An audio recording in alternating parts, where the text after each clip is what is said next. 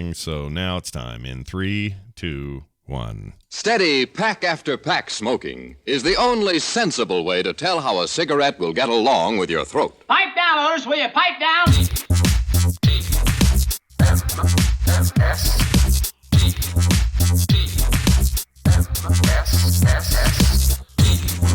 The Morning Stream. Better than a pound of jam in your pants.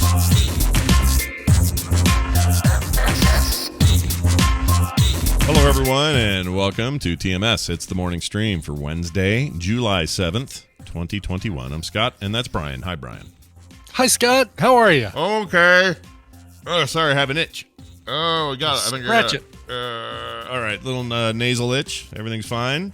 Not going after a bug, as I used to tell my kids. If I saw them scratch their nose, I go, "You getting a bug? You got a bug?" That's what I'd say. They used to hate that. Dad, shut up. And then Dad. they go, "No, it's a scratch, not a pick. It's not a scratch." It's a scratch on my nose, I swear. Great Seinfeld. Anyway, hey, we're here. We got a show. It's Wednesday, and here's the deal. It's a little weird today. As I mentioned yesterday, some of you paid attention. Some of you probably didn't, but some of you will tweet about this later and ask us why we didn't warn you. Yeah, you'll all wonder, but it's okay. Wendy will be here today. She's switching days just this week only because she's in town. She'll be physically here. Here's a quick webcam of where she'll be standing. I'm not sure if she's going to sit or stand, but she'll Wendy be right cam. over there. Wendy cam. We'll get the Wendy cam, and that'll happen about 45 minutes or so from now. So look forward to that. It'll be great. We got an email. Cool. It's not the happiest of emails, but when are they? When are the emails to Wendy super positive? They usually aren't. Dear Wendy, everything's great and I love everything about my life. Yeah. What should I do? Yeah. Nothing is broken, all is well. What else can I do? What book should I go get on Amazon today? How can I get some drama in my life? Anyway, so that's coming. We'll watch for that. Very excited to have her here. They're also going to go swimming today, which is a fun. bummer because I'd love to go with them, but I got a lot of work to do today. Yeah, are they going to the water park? No, we've got just to the pool in the neighborhood. Yeah, we got like a pool, like an HOA funded pool thing. It's very nice and new and all that, but I won't be. Is this the one where the neighbors around it, the apartments around it, can kind of look down? Yes, the condos around it. Yeah, you remember that story? Yeah, I do. Yeah. I still every time we go there, I think of that because they tower like the third and fourth floor of these condo / townhomes just stare right into the pool, and I just know there's some dude up there going, "Oh yeah, it's almost full." Yeah. Open that cooler. All right, get that Sprite out. Open the Sprite. Tap the side. Yeah, you get those donuts out you snuck in. You're not supposed to take in there. Yeah. So anyway, I will. I'm actually thinking I'm gonna go swimming though sometime soon. Jeannie says I'll wear a hazmat suit. That's not true. I'll just get in. I don't care. I've gotten to a new place, Brian. I'm at a new place with the pandemic. If you could get vaccinated, you have, and if you haven't, you got no excuse in this country. All right. A myriad of opportunities to get a free vaccine. There's nobody who should be saying, well, I want to get the vaccine, but I just haven't been able, there's no place that does it. Yeah. Or, no one's doing I can't get to a place that does it or anything like that. Yeah. You don't have Lyft that at all. and Uber will drive you to get it for free right now. Right. So I'll do reasonable things. I'm okay getting in a pool. If that pool has a billion people in it, no. I wouldn't do that anyway. Even on a good day, I wouldn't do that.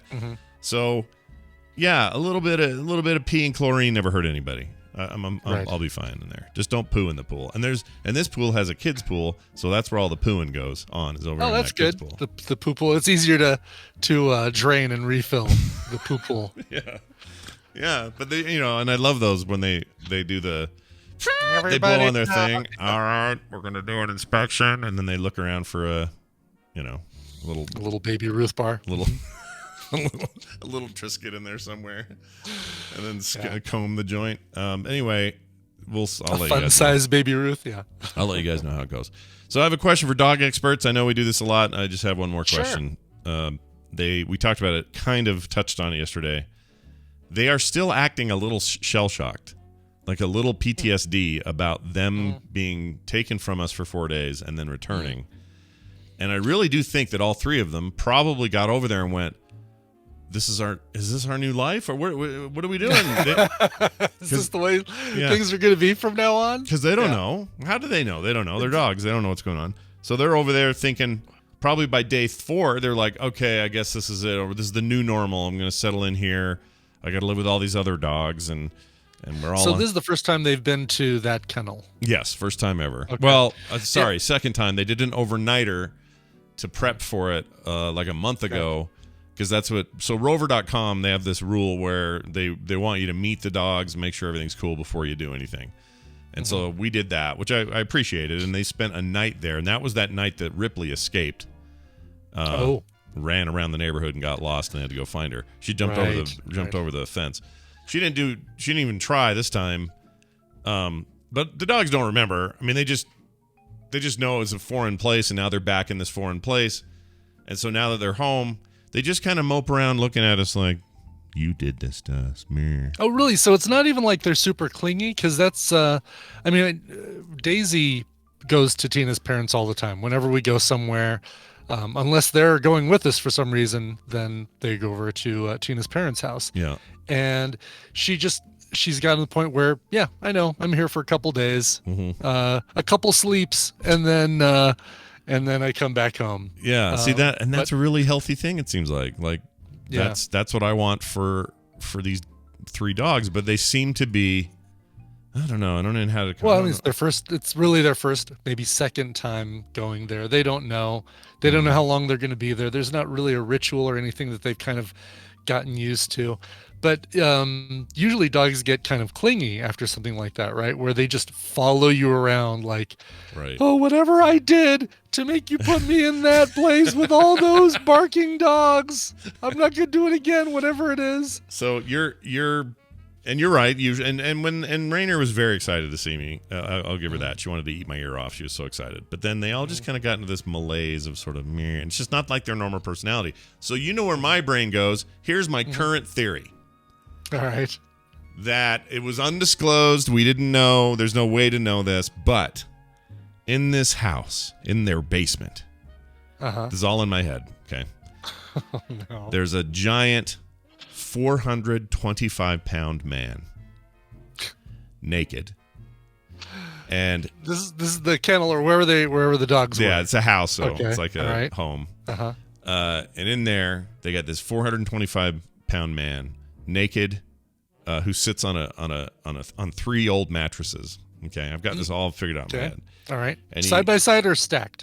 Stacked. Okay. All right. I bet they're stained. Oh yeah, it's dark. No in sheets there. on them or anything. Yeah, it's dark. It's weird. He's got like sheets hanging from the ceiling to the wall to kind of create a canopy like experience in there. A couple of candles burning, and intermittently throughout the day, I think they slather peanut butter on this guy's junk, and then they send a dog down to eat the peanut butter. I think and so they just put him on a rotation every day. They got to go down to see wow. Hair Bubble Butt or whatever his name is downstairs, and they're gonna go lick Ripley. You're up. So when they got back, they were like, "Don't ever send us there again." Oh my god. This is where my brain went. So I can't help it. I'm sure it's not that, but it's still where my brain went. No, but it is the plot for the next Blumhouse movie, so that'll be good. Oh, that will be good. Yeah, they could use a hit right now. They've kind of had a couple coming to a theater near you. Yeah, aren't they working on the new Fantasy Island thing? Yes, that is part them. of the That's them. I wonder how that'll go. Is that a TV thing or a movie? It's a movie, right? TV thing, I think. Is it? All right. Oh, or no. You know what? There's the movie that just came out, which was Blumhouse, and then there's the new TV show. Right. Which I don't think is Blumhouse related. No, I think they're separate. But that's weird. What a weird thing to be doing. It just dawned on me that we did have the movie a couple of years ago, last year. To me, that seems weird. But maybe that's not that different than like a whole different guy playing Flash in the Snyder movies. But there's a Flash TV show. No, but it just feels like kid. There's it's like such a sudden, like all of a sudden a resurgence of Fantasy Island. Yeah. What is that about? Were people asking for that? I wasn't asking. No, nobody was asking for that. No. Nobody wants it. Nope. But if they don't have a little tiny guy yelling on the plane, then back off. What are you even doing? Why even bothering if you don't have that? Yeah, I'm looking to see. I don't see. Let's see. August 10th is going to be the premiere. So in just about a month, we'll see the first episode. Yeah. But all we know is Rosalind Sanchez is going to be Elena Rourke, who's going to be a descendant of Khan. Khan. Great. He's from Hell's Heart. He spits. No, what does he say? What does he say to Kirk? From Hell's Heart, I spit at thee. Hell's Heart. It's a Shakespeare thing.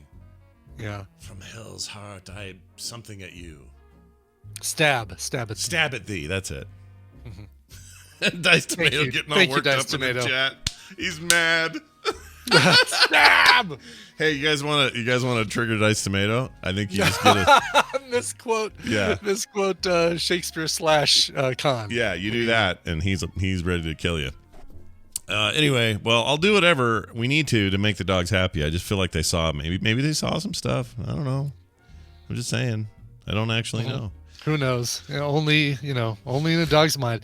If we ever get that technology that lets us communicate with dogs, they can tell us what they saw, the horrors that they witnessed. The Futurama episodes where Bender turns into a person and he's all huge, and he is actually dead, but his body makes these sounds. So someone bumps him and he goes woo, makes the weird sound.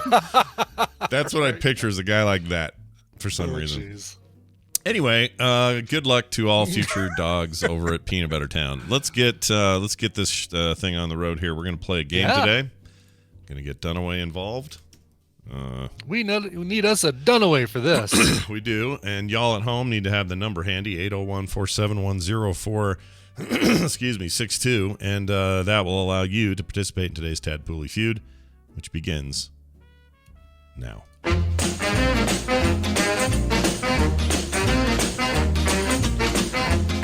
Welcome to the Tadpooley Feud, everybody. Joining us for this fun is Brian Dunaway, as he always does on Wednesdays. Hi, Brian. Oh, hi, Scott and Brian. Hi. Oh, hello, Brian. Hi. How are you guys doing this great hump day? Whoa, look at you. Look at you with the energy. What's going on over there? You got the monster drinks or what? What are you doing today? What's up? Currently drinking some water. Yeah. I don't know. Hey, questionable. Is it Chuck Norris water? Is that a thing? Is that a thing? Yeah, they had some of that at the. They were a sponsor. It's Chuck Norris's water. I punched him and I took his water. Whoa! It's a roundhouse of refreshment. They had it. They were a sponsor of the MS 150, and so all of the rest stops had Chuck Norris water. Oh wow! Oh my God! I don't want Chuck Norris water because I don't want to know what's in it. It's called C-Force, and they're for Chuck. See, and it's the slogan is "A force of nature." That's what it is. Yeah. I can't figure out if it's some kind of him trying to drug us, or if he was just at his house and was like, "I'm going to fill up a couple of these bottles with the tap water, and I'm going to take it with me." I lean that direction personally. Mm-hmm. Yeah. Mm-hmm. Yeah. Walker, Texas faker is what he is. All right. Well, hey, it's good to have you here. We have a listener on the line who's going to participate with us. Let's find out who's on hold. Hi, who's this? This is Dave from Bemidji, Minnesota. Bemidji. Oh. Dave from Bemidji. Hold on now. Is that really a place? Yeah, it's in Fargo. They hey, you hear about that thing up in Bemidji? Oh. Yeah, it was first season. They talk about Bemidji all the time. Do you guys Bemidji. How do you guys feel about Fargo? Do you think they get it right, or are they just a big cartoon of where you live? No, not right at all. Yeah, it's not correct at all. Not even close. Not even close. All right. Well, it's good to have you here. Anybody from Bemidji is a friend of ours, and we're going to play a game where you might win some prizes. Brian Ibbett over here is going to have to explain it, though. Brian. That's right. It's time to play the Tadpooley Feud. I've surveyed the tadpole on some nerdy topics, and 368 of them have replied. Scott and Brian are going to have to predict the answers that they gave us, and it's Scott and Brian's job to see how many of those answers they can guess. Dave from Bemidji, your job is more important than ever because you're going to be working with either Scott or Brian. And if your team wins, you get a prize package that includes Planescape Torment Enhanced Edition. Ooh. Oh, enhanced. And Enhanced. Zoom, Enhanced. And also Republique. Ooh. Those are two great games. The first one, freaking Torment or Planescape Torment is one of the greatest single player RPGs ever made.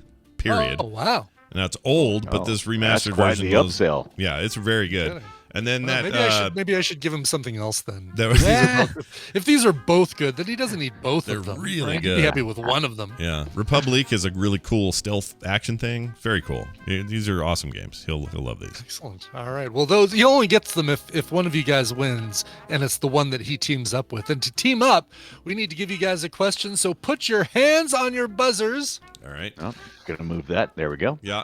We surveyed 368 Tadpool members and asked them to name a famous monkey, real or fictional. Scott, King Kong. Missed it. show me King Kong. Oh, answer on the board. nice. One Chance to answer will steal. beat it, Brian. So say the question one more time. Sure. Name a famous monkey, real or fictional. I'm gonna go with. I'm gonna go with Michael Jackson's little bubbly monkey. Everybody knows him, right? Bubbles. Sure, Bubbles. Show me Bubbles. Oh, way Number down the list. 5. Oh, Yeah.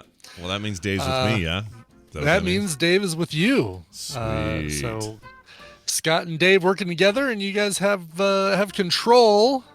All right, Dave, who doesn't sound anything like the stereotype of a Bemidjian. You betcha he doesn't. Let's. Anything jump to your head where you're like, oh yeah, there's a monkey I know will be on this list. Mine's Don't- probably kind of out there, but the first thing I thought of was Amy from Congo. I Oh. think it's called. that's great. Amy, sad. Amy, Oh, yeah. I wonder how. suck yeah, it. Amy. Well, It's kind of out there. That was the first one that popped to my head. lava tubes. I was thinking. Well, I've got a backup, but I think we go for it. This is a weird, weird crowd we're dealing with. Let's say Amy from Congo. All right. Show me Amy from Congo. Oh, Number 15 on the list. All right, it made it, but not And, quite. and by the way, we know that a lot of these Yeah, I was things about to on say, the list are not monkeys. right? monkeys. yeah, Yeah. it's the spirit of the Primates. right. It's yeah, Yes. yeah, I get it. This is about what people said, not what is fact. Exactly. This isn't Tadpooly fact. This is Tadpooly feud. Yep. No facts here, baby. All right. So back over to Brian Dunaway. Let's see. How about I just feel like this is a smart answer, and that worries me. I'm gonna say Caesar from Planet of the Apes. Oh, sure. Spreading that virus. All right. Yeah. Let's see all right. Show me Caesar. Yep. Number 4 on the list. Nice. I don't think he was spreading the virus, but he. No, he definitely was. had He it. just was the He beneficiary. was spreading the virus of rebellion. Yeah. It's Right. just the last 2 movies are Matt Reeves joints, and he's making the new Batman. So I'm just saying, I'm excited. Right. That guy's great. All right, keep going, you All dingus. right. You Keep did. There's it. a- going, Dunaway. All right, so I'm gonna go with oh, what is his name though? Hold on a second. Let me think. What? I'm thinking. Yeah. I had it for a second there. Forgot his name. Yeah. Clyde. Okay. Clyde. Clyde. Clyde. Clyde. Yes, the As monkey in- with the Clint Eastwood's Clyde with the he's really an orangutan, but this is monkey people. Come on. Right. Yeah, That's yeah. a right turn, Clyde. That Clyde is right. when you're That's talking it. about. All right. And that's Show what me. that's what I had to say to myself so I could remember his stupid name. Yeah, well done. Show me that thing from every which way but loose. Oh, That's too old, man. Nobody knows that thing Number anymore. 16, actually. Oh, okay. So just barely didn't make the top 10. All right, how do you feel about Donkey Kong, Dave? oh, that's a good one. I didn't think about That's a good one. that. Yeah, let's do it. Let's do Donkey Kong, Brian. All right. Show me Donkey Kong. Do do do do do do do. That's too low. It's on there, but it's too low, damn It's it. on there. Number 7 on the list. The lower the better, though, Is- Scott. Yeah, it's true. That's The true. lower the Actually, better. yeah, you do the lower. That's a good points. point. The way these rules work, we'll benefit ourselves if we Right Was now, it- it's a tie. It's 9-9. Was Donkey Kong's name Donkey Kong in the Mario? Yeah, he's still was- Donkey yeah, Kong. okay. Yeah, got a big old Always- DK on his tie. Wears a tie. It was always called Donkey Kong. Okay. just Yeah, making when sure. I chose him last night for a golf 3 holes of golf, I chose Donkey Kong. Yeah. Right. Okay, just making sure he was always called that. Right, because Mario was originally Jumpman, right? Yeah. Right, So, right. So Donkey Kong could have had another name in that first game. Now we could stay in Nintendo Land and even go further down the list if we wanted Yeah. to do Diddy Kong. How do you feel about Diddy Kong, Dave? Diddy Kong. He's an actual. Yeah, not much is coming to my head, so Yeah. let's go for Let's it. go Diddy. He's an actual monkey, so All this will be good. His actual monkey. Yeah. Show me Diddy Kong. Damn it! Interesting. Number 17. It's funny because Amy, Clyde, and Diddy Kong all 15, 16, and 17. on there. Really? Yeah. What is number 1? That's bothering me. There should be Yeah. something just like punching me in the face here. Yeah, I don't know what one is Um, either. It's weird. And it's fictional or otherwise, right? Correct. Which otherwise would be real. Yes. Fictional. Wait, is there or a real. difference? Between real and fictional? Yep. Right. Yep. There is. Yes. There definitely is. There's a monkey. Well, in I'm real going to go life. with the fictional fake news Harambe. All right. That never happened. That was just YouTube video. That didn't happen. It was an inside job. All was right. an inside job. Show me Harambe. Number 8 on the list. Number 8. I should have thought of that. Dang it. Dang it.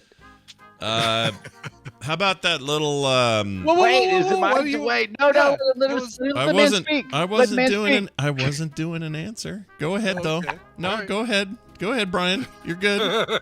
I wasn't doing an answer. It sounded like you're about to say. No, how it's about- fine. about what No, you I'm got? taking, I'm taking kind of a scatter shot to kind of figure out what the tadpole is thinking because number 1's got to be something that.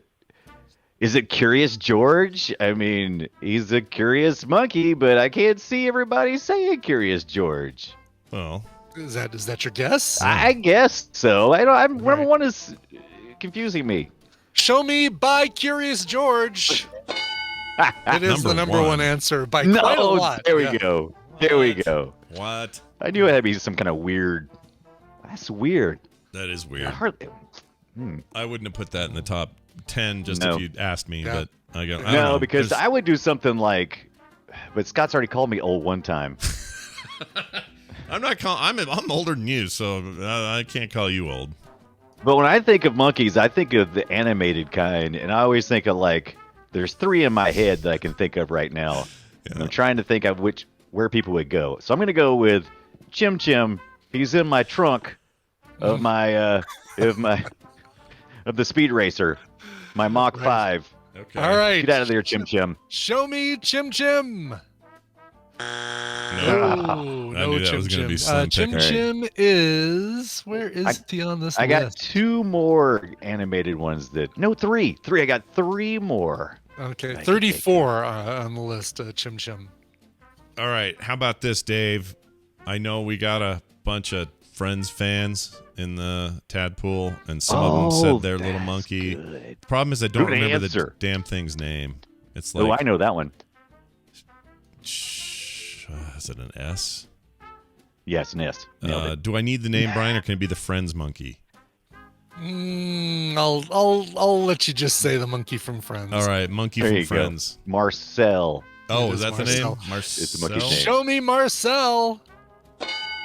Yeah, it's number 3. I was actually really worried about that. That was a good All right. one. That was good. Yeah, well, All right. I always forget that the tadpole is very friends friendly. Oh, yeah, they that, love that Friends. is their jam. Yeah, Yeah. yeah. It's just people of a certain age, and I don't know, whatever. they- People watching on Netflix. They now. know how to pivot. Or I guess. Pivot. I get it. Pivot. All right, it's still our turn. Let's see.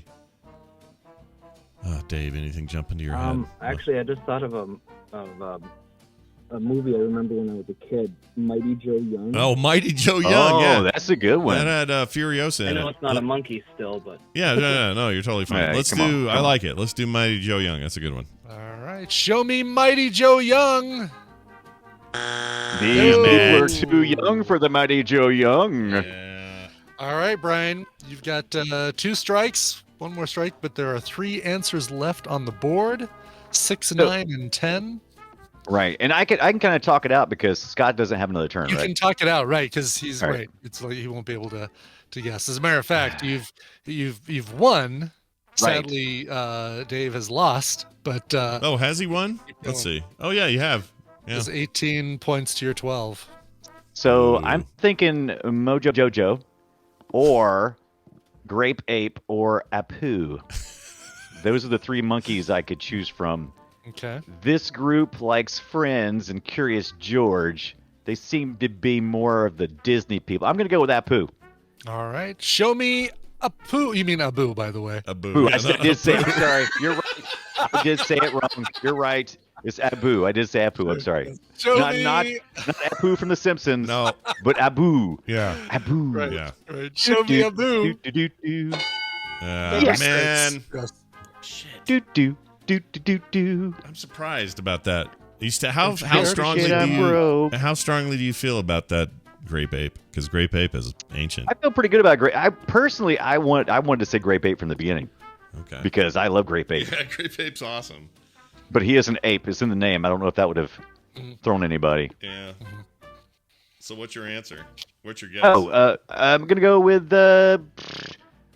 Grape Ape. Oh. Going for All right. Sounded like Show Doodle. me Grape Ape. Oh, too old. Grape Ape was actually number 11. It was the Nice. just outside of the cut. All right, show me your last 2 answers here. Mojo Jojo. It is not Mojo Jojo. Coco, Oh, the actual. other- we finally the have a other real ape. monkey on the list. Yeah. I totally forgot about real monkeys after I said Harambe. Well, I guess. Bubbles, I guess. Harambe, and Coco are Yeah, I guess Marcel's a real ape. Just a fictitious use Fictional of the character. ape. Sure, Right. right. That's true. That's true. And finally, Dr. Zayas. Oh, Dr. Yeah, Zayas. the most realist of apes, Dr. Zayas. Yeah. Exactly. Man. Dr. Zayas. Dr. Zayas. I thought about Zayas for a hot second earlier, but then I thought, well, if they didn't get whatever other one it was, I thought they would get, then they're not going to get that. Yeah. But here's the bottom line and what all that means. It means we don't have a winner. But You Dave, keep those games. it was still fun to play with you, and you'll always have future chances. See, that's the way That's to look right. at this. Always look Absolutely, on the yes. bright side. How do you feel about Yeah, your tremendous loss? It's all good. It's very rare for me to be able to call in because I usually work during the time that this is going on. So Oh, well, nice. Oh, Well, happen to have good. this week off. yeah, I'm glad we caught you that Glad way. we were able to get you this time. Yeah, heck yeah. Well, give our best to all of Bemidji, and watch out for those guys in Fargo. They're up to no good. All right. Brian Dunaway. Let me give you guys some of the answers that were lower on the list that are always great. Rafiki, another popular Oh, one. that would have been a good one. Gleek from the Wonder Twins. Bobo. Yeah.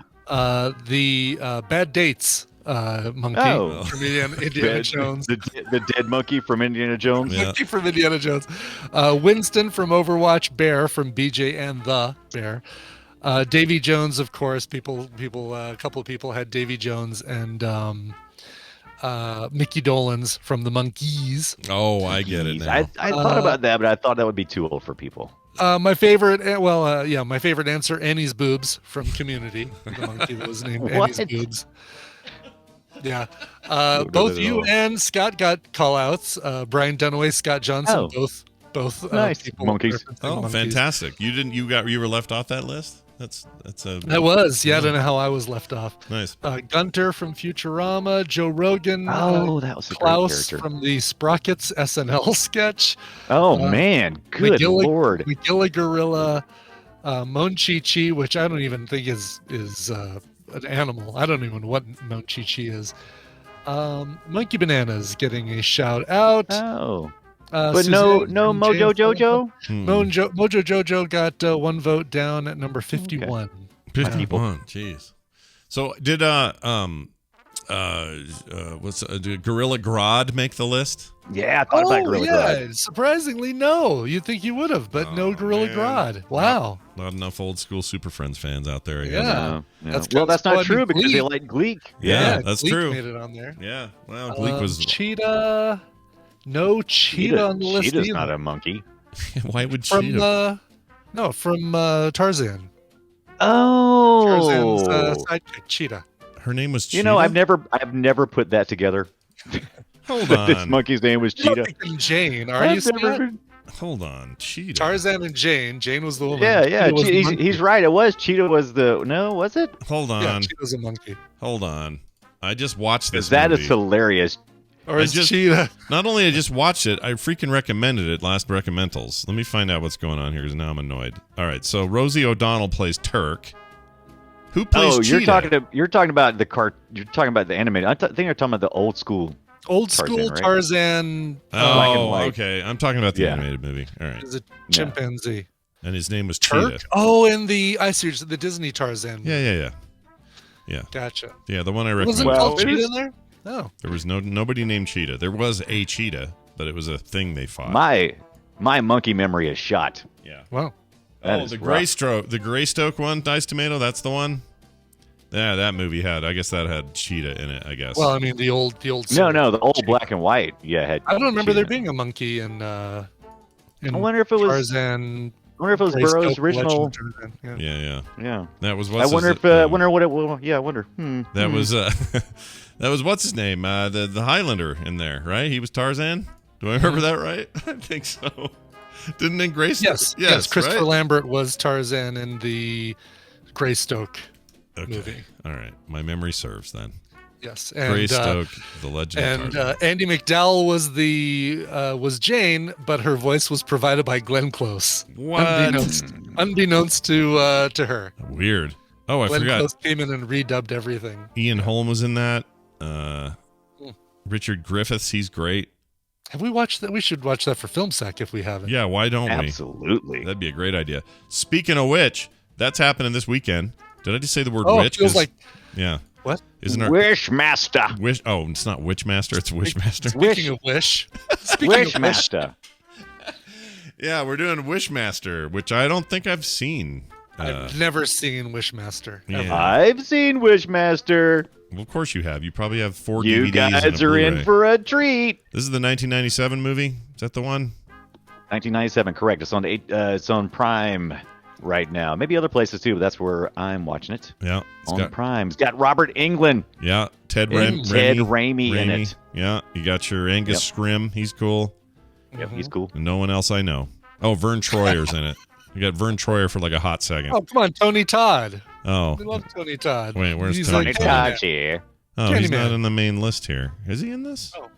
Yeah, he plays Johnny Valentine. You guys excited about that new the new Candyman Yeah, bill? the Candyman, the Okay, don't say it 2 more times, Jordan fool. Peele. Who's the director? Is it Jordan Peele? No, Jordan Peele's producing. Not sure who the director Okay. is though, but it's kind of in the vein of that sort of thing, I guess. But Candyman. he shoots bees Oh, out of his mouth. Oh, wait, we're down. Well, yeah, only one more Candyland. time. Wait, don't you have to say it in a mirror? Suck it, Candyman. Oh, I said it 3 times. Don't you say it in a mirror? No, that was 5 times. We're done. We're 5 dead. times for Candyman. Yeah, it's 3 times for Beetlejuice. There's bees Oh, in that's here. right. There's suddenly bees. Well, Why are there how bees? many for Bloody Mary then? 3. 4.5. I think it's 3, isn't it? That's what we did when we were kids. 3. I think it's 3. Yeah. Guys, it's always the 3 for me anytime. Yeah. And guess what happened when we did it? Nothing. Nothing. Nothing. Yeah. There are no bees, and we've said Candyman now 6 times, and there's still no bees. So everything's fine. That's going to do it. Thanks, Brian, for hanging out, and be here for that Film Sack this weekend. And also check out yesterday's Boop Show while you're at it. Brian and I talking about indie games, and you'll love it. Brian Dunaway, anything else you'd like to say? Yes, follow me on Twitch. It's Brian Dunaway. Tomorrow night is Thursday night, right? I think it is. Be playing some Graveyard Keeper with Kit London. Nice. This will be day 652. I don't know. It feels like it. We've been playing it for a while. Yeah. Enjoying myself. Yeah. You've kept a lot of graveyards, and that's the important thing. Yes. Have a good one. We'll see you then. All right. Off he goes. All right. Let's do a couple news stories. I like that idea a lot. Me too. By the light of the moon. It's the news brought to you by. Do you ever wonder what a single man and a sentient can of expired creamed corn get up to in their daily lives? If you answered yes, then check out the webcomic by Scott Johnson called Fred and Can, available at fredandcan.com. That's fredandcan.co. Indeed. Speaking of which, today's strip will go up right after the show. And let's say it's let's say Fred's an idiot. Let's say that. That's all I'll say. All right. Yeah. I don't want to give And anything you away. on a very special episode of Fred and Ken. Yeah. Fred's an idiot. Yeah, Fred's an idiot. Unlike every other episode where he's always an idiot. But yeah, there's a sneak peek, chat. That's all you get. All right, let's get into this news story here. This first one here. Methamphetamine is making its way into waterways in this country. Uh-oh. And is probably turning trout into addicts. Florida trout. Florida trout. That's right. A bunch of trout are going to be addicted, it turns out, to the drug. Wow. Brown trout in particular can be addicted to illegal drug methamphetamine when it accumulates in waterways, according to some brand new researcher data. Researchers led by Pavel Horky. Now that's a name. Pavel Horky. I am Pavel Horky, a behavioral ecologist. Yeah, I think you got it right. Ecologist. Ecologist. Why is that having a hard time coming out of my face? I don't know. He's from the Czech University of Life Sciences in Prague. Set out to investigate whether illicit drugs alter fish behavior at levels found in bodies of water. According to the study, it was just published last Tuesday. The team put 40 brown trout into a tank of water containing a level of meth that had been found in freshwater rivers for a period of 8 weeks before transferring them back to a clean tank. Then every other day, the researchers checked whether the trout were suffering from meth withdrawal by giving them a choice between water containing the drug and water without. A further 40 trout were used in the control group. Trout that had spent 8 weeks in water containing meth selected water containing the drug in the 4 days after moving to the fresh water. They're hooked! They're hooked on the stuff, Brian. How now, brown trout? Yeah, how now? Brown trout. Normally a cow, right? Yeah. For a second there, I went, am I going to Mandela effect brown cow? Wait, was it always trout? Because it sounded right when you said it, and then now it isn't right. Yeah. Anyway, the trout had spent 8 weeks in water containing meth. They selected that, as I mentioned.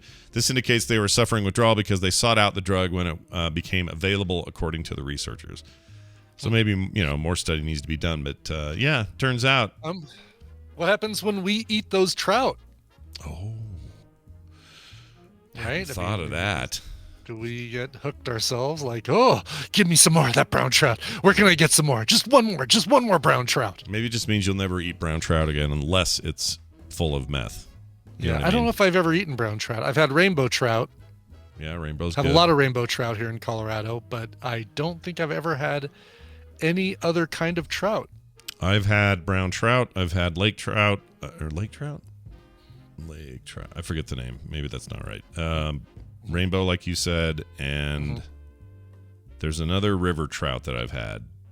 Maybe. Kinds of trout. Many trouts. Steelhead trout, is that right?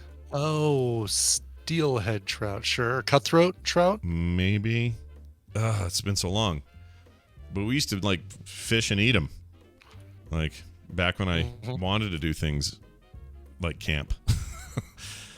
Brook trout. That's what I was trying to say. That's right. Brook trout. TV's Travis. Brook trout. Yeah, okay. That's the one. There we go. There's a kind of trout called splake.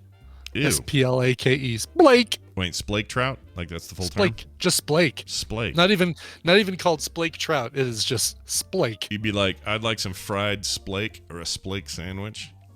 Is it too early for a splake sandwich? Okay, it's a hybrid of a male brook trout and a female lake trout. Oh, all right. They should have just called it Blake. Yeah, Blake. Blake. You want some Blake? Breaded Blake. Well, anyway, careful fish. You never know what's in that next river, is all I'm saying. That's the lesson there. Speaking of bodies and chemicals, and one that's close and dear to my heart. Men with low testosterone are more likely to die from COVID-19. Oh, man. Oh, no. Low T. Low T. Well, thankfully, my latest test, and I have one more follow-up tomorrow morning before the show. My numbers are back in line, so good. If I were to get COVID-19, I would have less of whatever this problem is. But let's read about it. Men with symptomatic COVID-19 were found to have also have low testosterone. Following admittance to a hospital, were more likely to become severely ill and often die from the disease, according to new research. The study carried out in Milan during the first wave of the coronavirus in 2020 found that lower levels of testosterone meant the higher the likelihood the male patients would need intensive care, be intubated on a ventilator, and remain in the hospital over longer periods of time. Their likelihood of dying increased sixfold, 6 times higher if you had the low T. Wow. That's not good. That's not good, no. Findings are being presented to the European Association of Urology. Professor Andrea Solania.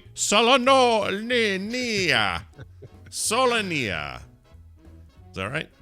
Yeah, you totally got it. Absolutely. Okay. Yes. And his colleagues at the San Rafael University Hospital in Milan compared 286 male COVID patients who came to an emergency room with 305 healthy male volunteers who attended the hospital to give blood between February and May of 2020. They checked out both patients and volunteers for levels of male hormones, including testosterone, and the T is measured in nanomoles per liter. Nanomoles. I like that. Nanomoles. And 9.2 anomalies. Or below. Yeah, anomalies, basically. 9.2 or below is deemed the threshold for low testosterone, and that's no good. Nearly 90% of the patients had testosterone below this level. That's actually pretty normal because most dudes, you're going to have lower T as you get older. You just do. Mm-hmm. Some of you, me included, for some reason, lost a ton about 2 years ago. About 2 years ago, mine went and thrown in the harbor is what happened. They don't even know why. Like she's like, it just happens, it's whatever. So they give you these shots, and now mine are in normal range now. But they also had other stuff like pre-existing conditions and body mass index were also taken into an account, and these hormonal profiles were still pretty stark. So get your T checked, I guess. I don't know. There's ways to fix it. It's not hard either or that expensive. They just give you a bunch of shots and you put them in your bum. Yeah, good. That's where you put them. Bum T shots. Didn't I get one of those on the air? You did once? On the show, yes. Yeah. And not only was it fun originally, but it was even more fun in the mashup that that Jamie put together. It did work out pretty well for everyone involved. All right, here's a story that you'll love.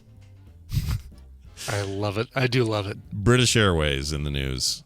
That's an airline, everybody. That's really good food, by the way. I love they? flying British Airways. Yeah. Oh, I hadn't heard that. That's cool. Like it was airplane food that I was happy to consume. It's great. That's a rare thing to say ever. To ever hear for anyone say. You never hear that. No, you never. No. I only fly for the food. Yeah. Well, the BA flight that in question here was forced to land early, and a bunch of people had to be put in hotels and stuff on the dime of the company because of, quote, a smelly poo. I love that certain parts of the world just call it a poo. Yeah, just a poo. It's a poo. Yeah. What kind of poo? What's that on the ground? Poo. Yeah. Is it a dirty poo? Sure. Mostly a smelly poo. Smelly poo. The plane was headed from Heathrow to Dubai on Thursday, a 7-hour flight. That's a big one. Abhishek Sajdev, who was on board, tweeted, "Insane. Our BA flight to Dubai returned back to Heathrow because of a smelly poo." I love it. It says he told the newspaper the pilot made an announcement requesting senior cabin crew. We knew something was a bit odd. About 10 minutes later, he said, "You may have noticed there was quite a pungent smell coming from one of the toilets." He said it was a liquid fecal excrement. Those were the words he used. The plane had been airborne for just 30 minutes when it turned around. The next available flight was 15 hours later, so passengers had to be put up in hotels overnight. Speaking to Radio 1's Greg James, Sarah, who works for the airline, said, quote, "When you're up at that altitude and the cabin has to be pressurized, so the problem is that anything like that is actually a health and safety problem because only 50% of the air is being recycled and cleaned." In a statement, BA said a decision was taken to return for the safety and comfort of our customers on board. We're very sorry for the discomfort of our customers, they said. We provided them with a hotel accommodation and rescheduled the flight departing the very next day. I'm trying to imagine how I would feel. Like if you said, all right, we're turning it around because of a smelly poo, I would go, I don't know what I'd think. I'd think that was. What if you were the guy? What if you were the poor sop in 22F who just came back from the bathroom? I can't imagine. I'm sorry. All they had in the terminal was bean burritos. That's all they had. Yeah, I feel like this story obviously doesn't identify the culprit, but they all know who they know who they are right now. They know who they are, and they know that this story is BBC.com, right? We're not talking about some crappy New York Post thing. Legit source. Yeah. So whoever you are, you know what you did. It amazes me though that all right. So took off 30 minutes in the air, turning around, coming back. So another 30 minutes. So they're an hour late, but they can't just like, all right, everybody off the plane. We're going to put you in the gate for a minute while we clean the bathroom for 15 minutes. Yeah. Why not that? Why not that? Yeah. Right? Now that you say it, that seems why 15 crazy. hours? Like, oh, this plane is, we have to throw this plane away. We need a new plane. This plane we're retiring this one. Yeah, just burn this one. It's too far gone. It's too damaged to fly again. Sorry. But like I get the whole, like, I'm no flight expert, but I understand the knock-on effect of a schedule bump, and whatever delay you have there then delays the next thing and the next thing and the next thing, and this guy taxing, and then suddenly all the airlines have some delay because of one thing. So I get that, but it seems extreme. 15 hours, and that just seems extreme to me. I don't know why. It does. It totally does. But no sorry, one we're putting you up in a hotel because no one here is qualified to Lysol a toilet. Nope. Not a one of you. Yeah. Finally, this is interesting. Speaking of the COVID vaccine. Yeah. These ding-dongs in India, there was a bit of a scam. Here's what happened. Thousands thought they were getting a COVID-19 vaccine. They were actually injected with salt water instead. Jeez. Yeah. Heads are going to roll on this one. Thousands of people fell prey to an elaborate, wide-ranging scam selling fake coronavirus vaccines in India, with doctors and medical workers among those arrested for their involvement. At least 12 fake vaccination drives were held in or near the financial hub of Mumbai, the country's western state. Let's see. This is from their police department. They were using saline water and injecting it. Every fake vaccine camp that they had, they were doing this, he says. It wasn't even Chuck Norris water. No. They could have used Chuck Norris water at least. Right. Because clearly, I forgot their slogan. I was going to say their slogan. I already forgot it. Roundhouse of refreshment. There you go. Roundhouse.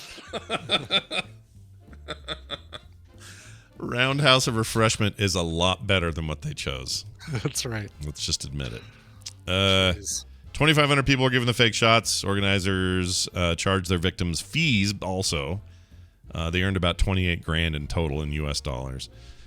We have arrested doctors, he said. They were using a hospital that was producing the fake certificates, vials, and syringes. That's a mouthful. So far, 14 people have been arrested on suspicion of cheating, attempts at culpable homicide, criminal conspiracy, and other charges.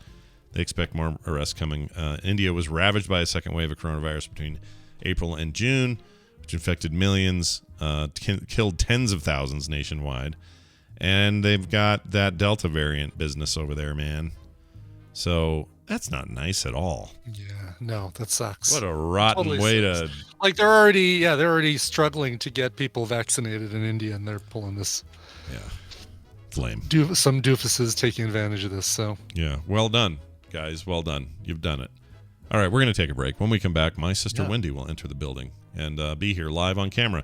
So we'll look forward to that. Before that, though, a song selection from Brian's Giant Jukebox of Joy. What do you got? Yeah, this is cool. So this is a band called Immersion, and the band features Colin Newman of the band Wire. From 90s influential UK band Wire. This is an instrumental track that I heard and said, I have to buy the entire album now. And it's not out yet. It doesn't come out until September 4th via Swim Records. But my God, this is so good. So this is Immersion featuring Ulrich Schnaus. The song is called Skylarks. Get ready for some really cool electronic instrumentals here. Once again, the band is Immersion. All right, I'm going to pause there. and do a quick check on where Wendy's at. And Rainbow Bright, yes. Recommendals and Tom tomorrow. Yeah. We're still doing them. They're not going anywhere. Hold on a sec. I'm going to check. All right. I'll chat with the chat room. Chat room, how are you? Everybody doing okay? Everybody doing all right? You drinking lots of water this morning? Drinking coffee? You staying alert? Staying awake? Good. Excellent. Well, good. Play a scam cover. I'm hoping to raid tonight. Here's the thing. I've not launched the game, Bobby, since our team stopped raiding 3 months ago, 2.5 months ago, 8 weeks. This is weird. I put in Daybreak. Hey, I hear a Wendy. Misha sent me the actual address because I'm like, I'm not going to find it. And then So I've watched the videos, Bobby. I've watched the videos. I feel like I'll be fine. It's always, oh, you've got a ring around you. Oh, go to the edge and drop the poo out there. Oh, that sort of thing. But a lot of the stuff, the design of it, like the back alleys and all this, is the guy who designed the whole layout is Minnesota guy. Yeah, I know that. Yeah. Well, and the place. this we can spy on their conversation. No. They can't hear us because they Sit here and I'll make sure you're at the right no one's wearing headphones yet. so that it's not uncomfortable. Hey, happy 5th anniversary, Pokemon Go players. Today's my 5th anniversary from the first Pokemon I ever caught in game. Oh, you're fine. You have water? All right, so you want to kind of lean into this. 5 years today. Yeah, I'm still playing. There it is, Luke Skywalker. People still play that? It's 5 million daily users, I think is what they were saying in the last thing. And this weekend, 2 weekends from now is their Pokemon Go Fest, which they're doing all over the world. But there is actually going to be a Denver Pokemon Go Fest, which will be really cool. You hate that, but it won't be that bad. And you won't hear yourself yet. Hold on. I am still off of Marvel Strike Force, Greg for Walkman. I log in once a week so that I'm holding a space. Basically, I've got a place. I'm a placeholder in one of our leagues, our guilds, alliances, and Okay. so I have All to right, log let's in test and make this. sure Wendy, we don't lose that. say some words. Okay. Hi, words. Oh, there she Oh, is. listen to that! It's yeah, Wendy. Fancy, right? Oh, that camera's all weird. Hold on. Can she hear me? Is the question. I can, but I can also hear me. Do you always Wow. hear yourself? Yeah, I always hear myself. You have to, so that way you know what your volume and You stuff is. guys, how do you do this? All right. Don't worry, Day it's not bad after video. day after day. You look totally normal. All right. So let's see. So I hear you. You hear me. Everybody hears everybody. Oh wow! I can. So what's cool is between your two cameras, Yeah. I see the same posters on the right side of Oh. Scott's screen and the left side of Yeah. Wendy's. So now I know your placement, your Yeah, because my relative camera's distance to flipping each it, other. and her camera's kidding. Yeah, that's weird. She's not that far from me. Here's but the whole room. yeah, Wendy's got the whole Right? room behind her. Whole messy room. Pay no attention to Okay, the. but for real, you hear yourselves all day, all the time. Oh yeah. Always headphones. You don't hear yourself even when you talk Nope. normally, like without a microphone and headphones, Wendy. Well, you don't am hear yourself in this worried. way, right? I am worried. You shouldn't worry. You sound fine, but you're not gonna. If you're not used to having headphones on when you monitor yourself, it'll sound a little weird. Oh, it totally sounds weird. All right, I'm gonna hold on. I'm gonna Do we get have us. an Which email? side of the room yeah. has the studio audience? Yeah. Hold on. I'm gonna put. see. Oh, I guess that's already recording. All right. So I'm gonna start us back up. So when you'll hear like a little intro thing, you can hear us. Like if I play this, you hear this, right? These are their stories. You hear that? Okay. So let me. So Brian, you just did the song, right? So I just did have the to- song. Hello, song. Oh All right. yes, I'll have to back announce it. So here comes this bit here. I'll just play this and I'll let you do the back announce and we'll bring Wendy in. So here we go. 3, 2, 1. Noted throat specialists made weekly examinations and reported Not one single case of throat irritation due to smoking Camels. I remember.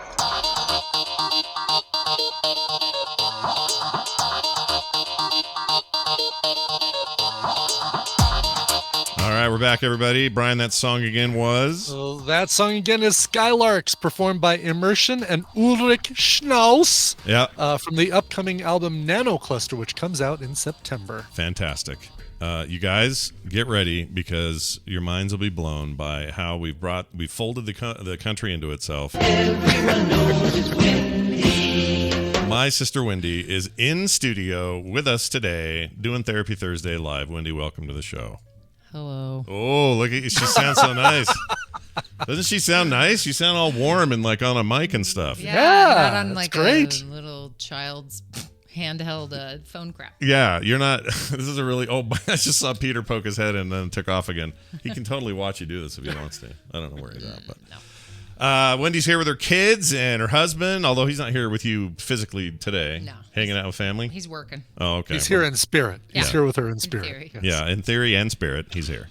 It's good to have you here. We're going to, I think, have some fun with this just because, I don't know, when people are live, it changes the dynamic. And why not change the dynamic, I always say. Right. We're going to wrestle at some point. Yeah, we're going to wrestle. So that camera is here for a reason. All right, well, let's just dive in. I'm going to read this email. And I actually sent this to you before we all met up for the reunion. How'd the end of that go? It was great. It was fine? Yeah. We felt dumb because months ago when this all got planned, we were told the 1st through the 4th. So those are the days that we locked in at the place. And everyone else did the 2nd through the 5th. So we left it like a day before everyone else did. And we felt kind of bad about it, but we didn't know what else to do because we'd only booked the thing and you couldn't change it very easy and all that. Nah, it was good. It was nice to see everybody. You didn't miss anything. Was there any kind of big finale, like a big crescendo? A big breakfast where well, here's what I learned about our family. We will go to a coordinated location. Yeah. We will talk for 2 hours randomly to each other, and then we try to decide something to do. It's another hour discussion. And then only outlaws make decisions. So they then say, hey, how about we just do this? And then we all go, okay. And we do that. So that was over and over and over. And that happened the last day as well. We went to breakfast. Oh, that sounds nice. Talked for 3 hours in breakfast, walked out, talked in the parking lot for another hour. Yeah. We do that. Why is that? Is that every family or is that just us? We just, I don't know. We're avoiding actual activities. I don't know. It's weird. I don't know what's But going it was on fun. either. It was a really good time. Yeah, I'm glad. Was it worth the 20-hour drive? And then the other 20 you're going to have to do back. Yeah, when you put it that way. No. 40 hours of driving, man. Yeah. Oh, that sucks. And you know what? You get just used to the nothingness in the Wyomings. Oh, yeah. There's nothing there. Nah, it's no good for offense. podcast Oh, it's listening. another field. Great. Yeah. Excellent. That's fun. It's beautiful in its own way. Yeah, in its own dirty Mad Max sort of dystopian way. Where you're constantly like, does everyone have water? That's the feeling. It's very stressful. Yeah, that's a good point. Well, we're gonna dive right in. So this is actually an email I sent to you before we all met up, and you said great. And it was just sort of like, all right, when we do figure this out, this will be the one we'll do. Real quick before you read it. Yeah. If I were a betting person, which I would be never, because I'm terrible at this, but yeah. I could not recall what this email is about for $1 million. I could not. Oh, good. So this would be fresh, like I've never heard it. Yeah. Which, sorry if I don't sound prepared. This is what's great. This is what's greght because, well, you were rushing around to get here. I apparently got a little lost in the neighborhoods up here, which is totally normal. Everyone does. And ironically, the layout up here is based on this mega millionaire Minnesota person who designed it. Yeah. So it's his fault. You'd think, oh wow, Wendy's from Minnesota. She'll come and it'll be like home or like new home, but not exactly. But anyway, you made it perfectly on time. Yeah. You sound good. The mic's good. You look good on camera. What else could we ask for? Nothing. Really? If I give crappy advice, you'll just let it go because I got here on time. Right. But then some people think of it this way. People walk into your office and they sit down and they have stuff they want to tell you that you're not prepared for. Totally. Because you don't know yet. I actually prefer not knowing. See, there you go. So here we are. All right. I'm ready. I'm going to read this then. Okay. This is from Anonymous who says, I have a rough one for you guys. Please keep it anonymous. Don't even use my initial. All right. We won't do that. It says, I don't know how to word this question, so I will just tell you the situation. I come from a broken home. They went through a nasty divorce when I was 11. I assume that means their parents. And they were used as pawns through a 5-year nasty settlement. Both my dad and my mom have been married for 20 plus years now. My mom has always been the toxic one, textbook narcissist, master manipulator, will do and say whatever is to warrant the outcome that she is looking for. But it's always 2 to 3 levels down. So you know it's effed up, but you can't always put your finger on why it's effed up. My family of 4, 2 young kids, deserve better. And we've removed her from our life as she was toxic. With my mom as the villain in this story, it was always easy to give my dad a pass on a lot of crap. I wore rose-colored glasses with him for many years. I put up with a lot of things I should not have put up with. I already cut ties with my mom. I just wanted a dad. That role was never assumed. At the most, I got a friend who sometimes shares their life but doesn't really invest in mine. It's all about him and his life and his new family, 1 kid with his new wife, for example, and they are his priority, not us. Over the weekend, a situation arose where I needed to take a step back from our relationship, and I ceased communications so I could think. I found out that through a sibling, that some things that were said by him about me that literally felt like I was getting stabbed through the heart. A hard thing to read from someone you should love unconditionally. I had to make the hard decision to cut him out of my life. It's been dawning on me that it was not so different from my mom. He's just as much of a narcissist and doesn't consider us a priority in his life. I now have no contact with my mom or dad. I feel very empty now. I have my wife's parents, thankfully, but I'm left with a feeling of being very hollow. I am not sure how to move forward with any of this. Any help would be appreciated. Feel free to let me know if you want further information, and that you don't need to, or that you don't want to read on air. Anonymous. Okay. So finding out, taking sides early because you thought one was the problem, and then later on it turns out the other one kind of sucks too. They're both the problem. Yeah. And now you're like, oh man, everyone sucks. So what do you do? What do you say? Where do you want to go with this one? Okay, let's start with a couple basics. One is the just inexhaustible depth for a child to want to please their parent as well as to be loved unconditionally. So there was the line in there that was noteworthy, which is, I should just be getting unconditional love. Yeah. And instead I'm getting stabbed in the heart, right? Yeah. So there is this, it's so primal, and, we could just assume it's a survival, core to it or something. But that there is this deep, deep need to have the parents that give us what we need, keep us safe, give us unconditional love. And so that is the core for everybody. It's just for everybody. Some people are lucky enough to get pretty close to that with a parent or parents, and then there's all the levels in between, right? So a toxic mom-dad situation, it's kind of, I was just thinking of Allie's eyes. She had strabismus in both eyes, but we didn't know until we fixed one, then the other one went, yeah. And it's just how whoever's screaming the loudest sometimes seems like, well, we're going to make that the bad guy, when really there's a combination happening or whatever. So that realization is again coming back to this core thing. It's a hit to this thing that you're desperately wanting. Mom's not giving it, and to handle mom not being able to be the mother you need, then we're going to make dad we're going to give him a lot of passes, give him more credit than he maybe deserves, because you want so badly for it not to be what it might be. And that's where this gets so tricky. And anyone listening who has a parent is going to have some, whoa, you're making me louder. Sorry. It's freaking me out. Yeah. No, you're good. I forget with your headphones on, you're going to hear me make adjustments like that, but I just had to turn it up a little bit. Sorry. Right. And I can't pause when my dog barks or anything. I'm like, where's my mute button? Anyway. Okay. Yeah. Anyway. So it really is. So I just want to start with that there is this very universal, and it makes sense. We all have it.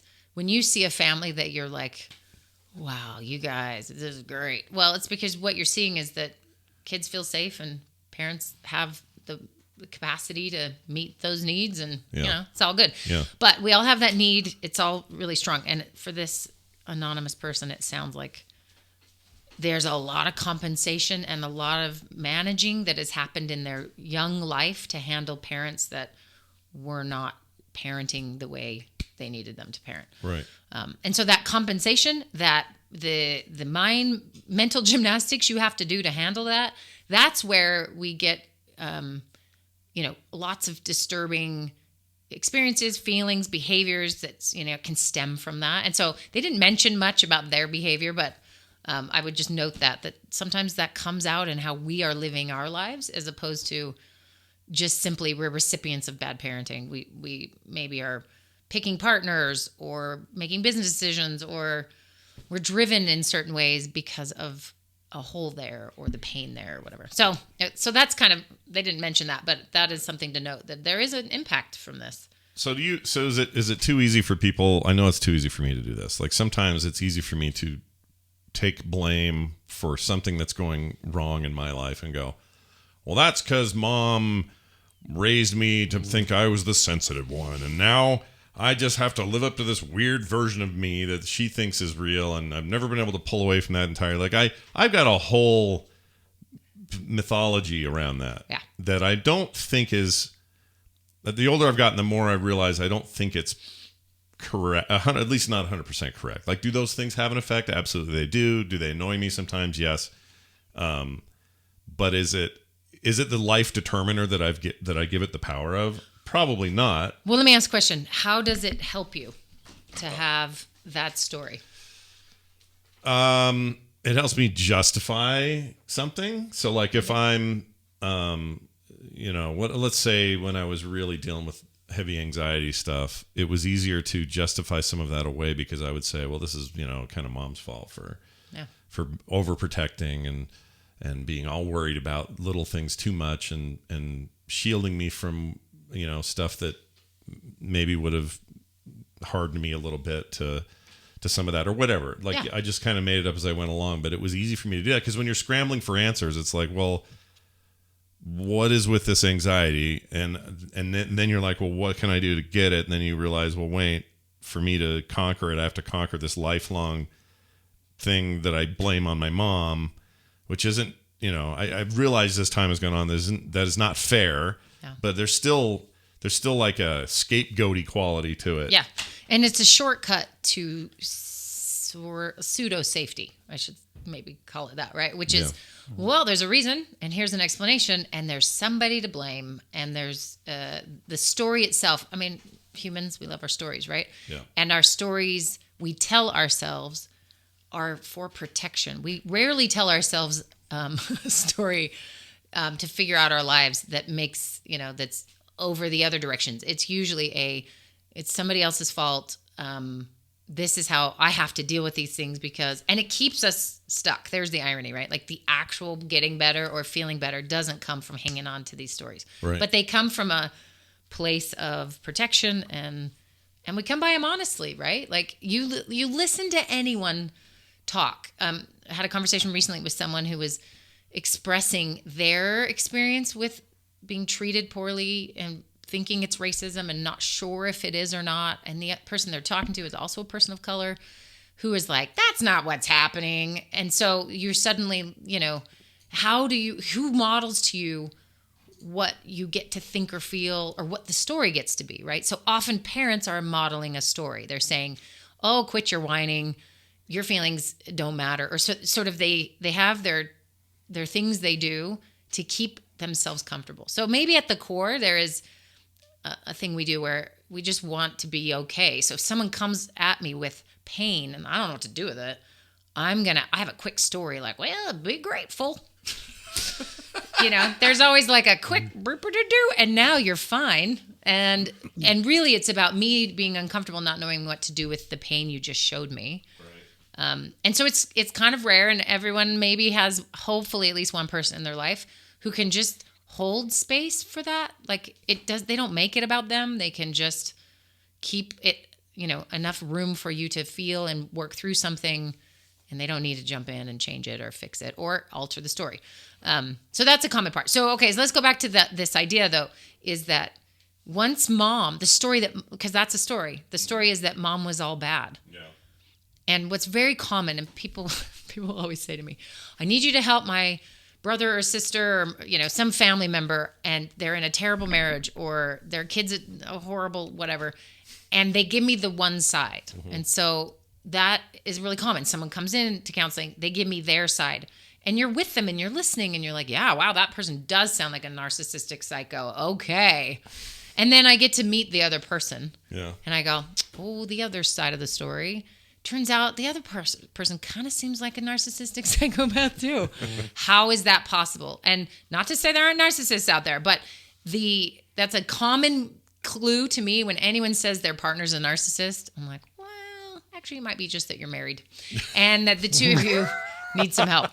And then they're legit narcissists, so don't get me wrong. But anyway, so it's the two stories, and this is where that story thing comes in. Yeah. Those two stories are real for each person. They're protective for each person. We have a bit of a denial about our role in things. And so mom sort of gets out of the picture and you think, finally, all the toxicity is gone. Well, there's no way mom, that toxic, and dad weren't toxic together. So they're both problematic. It's just one, how do you one know? was stronger or louder than the other. So how do you know when you, how do I put this? It's like, so that thing I used to kind of blame on mom then for my anxiety issues, I'm doing it again with stress eating a little bit. So I tend to stress eat now, which used to be the opposite. I used to stress starve. Yeah. Like I would not eat because stress would make me just not eat. I'd feel gross all the time, so I wouldn't eat. These days, I don't know what changed in my physiology, but now I just want to eat when I'm stressed. Okay. So something bad's going on. It's like, give me a bag of something, give me a thing. Like, yeah, I've given up on sugar, but it hasn't stopped me from eating too much of other things when stresses are high. Right. And, pandemic did not help with lowering stress. No. That was my experience. And so I guess what I'm saying is I'm doing it again where I'm like, oh, my whole life, mom made crispy, creamy things for every moment of the stressful day. And it's easy for me to like right now after her surgery, she lost a bunch of weight with surgery and she was, moving around better and all of that. And she's gained most of it back. And she's in a much better place mentally and sort of, all of that clarity and stuff is there. But she's now slower again and kind of hard to get up and she's not getting any younger. And so there's concern, health concerns and all of that. And I just go, just like me with the stress eating, right? Yeah. I don't know why I do that. Like, why can't I just go, I eat when I stress and I need to fix that, but not have this thought of whose other fault is it? Yeah. Mm-hmm. You know what I mean? Yeah. Well, go to therapy. I mean, because this is my advice for this person as well, is that first of all, when you go tell a buddy, right? What are they going to tell you? They're going to tell you their story. Yeah. And that's what's tricky is I always say it'd be great if the world didn't need therapists because people were really good listeners and held space for each other to feel what we feel. But the truth is it's really hard to do it if you're not meant to do it and know that's what you're doing. And some people can for sure. And they're not therapists, but this idea though, that you tell me a story. Now I'm hearing it's my stuff, right? Yeah. Gets pulled up. And so someone who is constantly practicing to keep their stuff in check and check their own biases and, you just have a better chance of having a less, tainted interaction.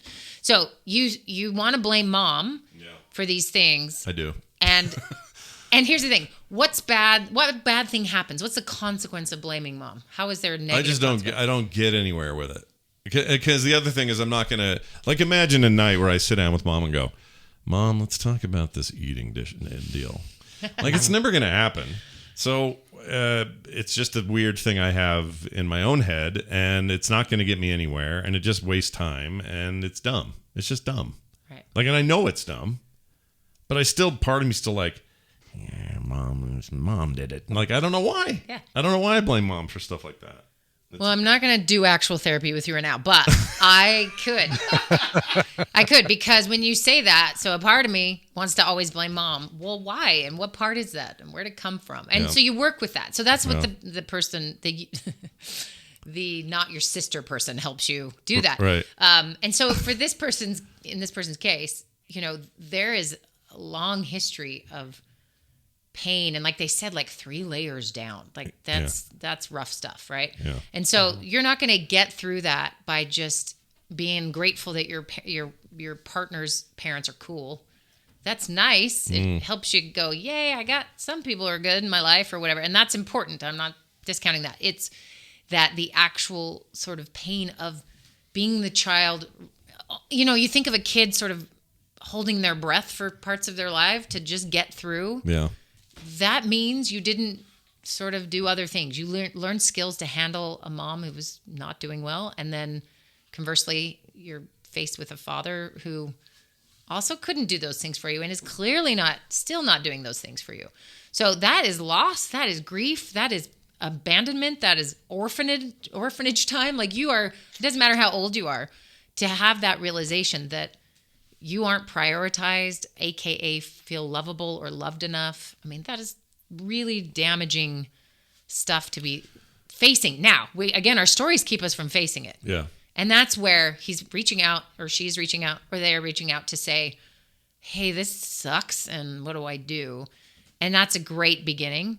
And you just have to keep going. What often happens is people just box it up, keep living their lives, use their short little blippy stories of, well, I'm just lucky that my in-laws are cool, or I'm just lucky that my own kids have a good dad, or, whatever you might do to try to quell the part that goes, I'm in pain here. Mm-hmm. This is not okay. Mm. And usually that part is covered up by something like, it's my mom's fault that I eat donuts. Yeah. Like, so, is it like a death almost in in this person's situation? It's not that different, right? Because the description of the feeling of loss that I get from these two parents being, not taken away in a mortal way. Yeah. But it feels very similar to like dad dying, like where it's like, oh, geez, I can't do anything about this. No. That feeling is probably not that different, right? No, it's exactly the same, except way worse. Yeah. Way worse because with a death, they can't accidentally show up at your grocery store at the same time and be like, oh, why don't you call? Or, like the guilt trips or them. You've spent your whole life knowing how they operate. Yeah. And your system has been built to survive that. So you are, as you deconstruct or you heal or you do all of that grieving work, they can still show up. And sometimes you will think you're ready to then interact with them again. And maybe you are, maybe you're not. I mean, it's like the question isn't solved by a grave. Like the grave goes, yep, we're done. So when I work with people whose parent has passed away, it's so much easier. Yeah. Because they can really do the work of grieving and they can get to the anger and letting it go and all the good stuff. And when they're still alive, sometimes it's just drawing that boundary, that first I'm not going to interact with you boundary. It takes a lot out of you. Plus, they're still going to have to deal with that finality eventually anyway. So they have to deal with the everyday loss of the living person's extraction from your life or whatever issues. Yeah. And then eventually they're going to be on their deathbed and they're going to die. And you're going to then have to deal with that other stuff anyway. The arrangements and all that stuff. Yeah, but then layer on top of that all the unresolved stuff. Yeah. Yeah, that is worse. Well, plus everyone with their own story coming at you. Yeah, that is worse. Like, well, you just... Because families have every family has... I mean, our family gets in groups and talks for 3 hours and then moves 5 feet and talks for another hour. Yeah. That's what we do. Yep. And here's what's weird is I'd never seen it before. Just to have... I don't know. There was something like, oh... This is what we do. Well, this is not that big a deal, right? And we've always done it. We've always done it. Just don't notice. Right. Yeah. And this is the soup you swim in when you're in a family. You may not know the weird things that you do or the dysfunctional or unhealthy things that you do until there's some space or there's some... And often, like this email person says, is that they get to join like a normal, healthy family. Yeah. And so that contrast starts to show up often when you are now modeled different ways of being and living. And, you kind of have, you go, whoa, we do weird things. And as that stuff cracks open, you got to understand, it doesn't crack open. No 5-year-old's like, I'm out of this dysfunctional family. And I wish they could because, man, I wouldn't have a job. Yeah. But there really is like not a break from that until your brain develops further and you have some other experiences. Yeah. And then, setting boundaries is difficult. So they're at the setting the boundary of we will not interact. And that is just step How's this metaphor? You can't find the exits until you've explored the building. Good. You like that one? By the way, anyone who was like, "Hey, Scott, why is Scott weird and says says weird things sometimes?" I would like to remind you that Wendy today made the comment that it's the family soup you're swimming in. I just want to put that out there that I'm not the only one. This is a Johnson trait. I don't even think that's weird. I think it's really it's just normal. It's how we talk. Yeah, swim in the soup of your family. Swimming in the soup of your family. What is your family soup flavor? Yeah. Ours is tomato soup with minestrone saltine here. crackers. Yeah, saltine crackers and tomato soup from Campbell's. That's the flavor of our family soup. Soup. Well, all right. So if obviously your first and foremost thing here would be this person should maybe be talking to somebody. Yes. Right. But it does feel like there's a path here, just on the surface of it, because a lot of these stories, like I keep going back to stuff in our own family. That's how you relate. But like it reminds me of Dad, or to some degree Dylan. I won't get into reasons why in detail here, but coming from families where the dynamic was rough or hard or whatever, and it felt patterny, like you were going to continue the cycle. Yeah. But they break it. Yeah. This feels like this. Yes. This person is already breaking the cycle. Maybe doesn't even really truly know it yet by being a good dad and by being a good husband and by avoiding those traps or whatever. But it doesn't mean that those people aren't injured by it. Yeah. So. Oh, they're very injured by it. Yeah. So think of it as the chain breaker. It's really hard to break that chain. Yeah. And they carry the wounds of breaking a chain. One being, some of our core fears as humans, which is the fear of abandonment, right? So you're going to draw some lines and break the chain, and I'm not going to participate in this anymore, and I'm going to do something different. You have chosen abandonment. Mm-hmm. You've broken family rules, the secrets that the family holds. You're suddenly exposing them. All of those dynamics. You're going against everything that system has reinforced again and again is your survival and the way you'll be loved. Yeah. So a great way to think about this. I read this recently, and it's just so true. And put it on your t-shirts. Which is, advice for parents, which is, however you treat your child equates love to them. So if you are gentle and kind, that means love. If you are loud and screamy, that means love. If you play games and manipulate them, that means love. So when they move on to their regular life, they're going to find that stuff familiar, and it's a form of love. And so, no one's perfect and people are going to make mistakes, but sort of as a general, how are you teaching them love is not how you are actually loving, it's how you're treating them, because it just becomes familiar. So you'll often find people who grew up in very controlling environments, and they're suddenly with somebody who's really abusive and terrible and very controlling, and everyone's like, how does it happen? Well, it happens, not always, but very commonly is that, well, maybe mom controlled all your moves. You were grounded all the time, or you were only allowed to see this person or that person. And so just to have so much of your life controlled, even though you're running away from mom, you run right into the same thing, because it is love, it is familiar, and obviously breaking that is really difficult. So maybe overall we should congratulate this person on the courage to do this. Yeah, I agree. This is insanely hard. Okay, Wendy's hearing this for the first time. There's a siren outside, and my dogs. Oh, that's what I'm hearing, because I'm hearing it now too. Yeah, like her mic's microphone picking it picks up. This up way better than yours. Yeah, I've got the way I have her mic faced, and the door's cracked open so you can hear it. But they are out there they're losing it because there's a siren. This is what they do.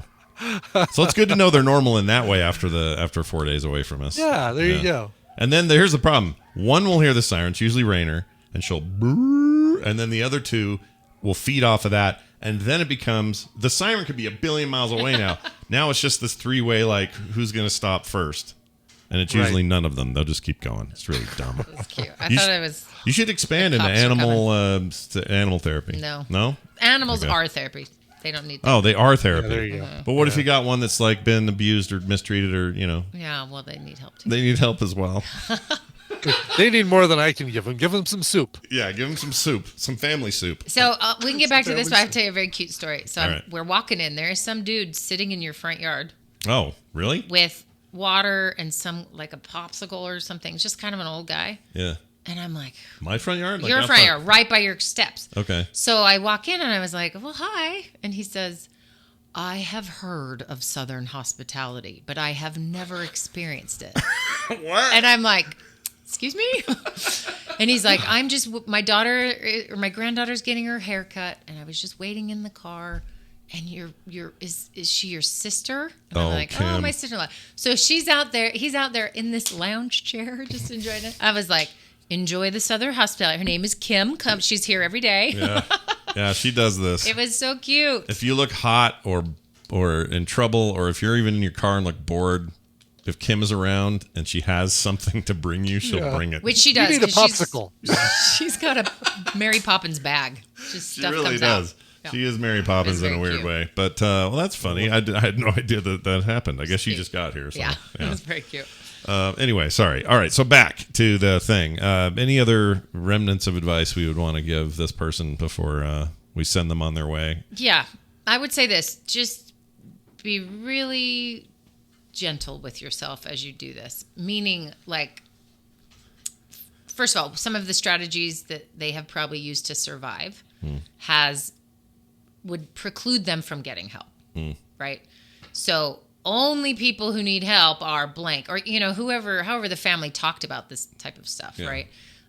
How did they close feedback loops? So, for example, if they were nuts on the PTA and all the local moms hated her or something, how did they tell that story? Yeah. Oh, well, they're all Richie nerds or, whatever. They have some way to deflect accountability and, taking a good look at themselves, right? And so they've spent their life managing their folks' situation and the way they handle things and the way they interact with them and their favoritism or whatever they do, right? And so to know that, like, getting help might be the thing, might be like, oh, well, that's not a thing I can do. But here's what I can promise. Even just 1 hour with someone who's good, you will feel a million times better. Just that the crazy that you have felt and thought was maybe normal, like someone can help you validate that isn't got their own story involved, can just be really powerful. So know that this is not easy, quick, go do that. But there are maybe barriers to actually processing this. Hanging on to it the rest of your life, I mean, it's going to show up. That's just how it is. But someone can really help you work through it. Yeah, and as usual, the finding of the people that can help you is dependent on where you live, what your insurance looks like. It's all those things, right? Yeah. Those factors are It's all annoying. the things I hate. Yeah, stuff Yeah. that they're roadblocks. Yeah, they're really difficult. Because you're already dealing with the hard thing, and now you got to go, oh, not on top of this. My insurance doesn't cover. Okay, I guess I'm talking to a different guy. Well, he sucks, and now I got to find it. You're like, Right. that seemed broken, man. It is. It's the disease model, and it's medical model, not actual wellness model, which let's change that, yo. Yeah. Right also, now, all of us, we go. got to redefine. Also, people think that wellness is like a hippie swear word. You know what I mean? Like they think you say wellness and they go, oh, what are you going to do? Sell me some supplements? I And understand it's a good thing, but it's one of those things like webinar, and it's just a word I don't like. It's because we've used it so much, and It's everybody's like like moisture. Yeah, moisture.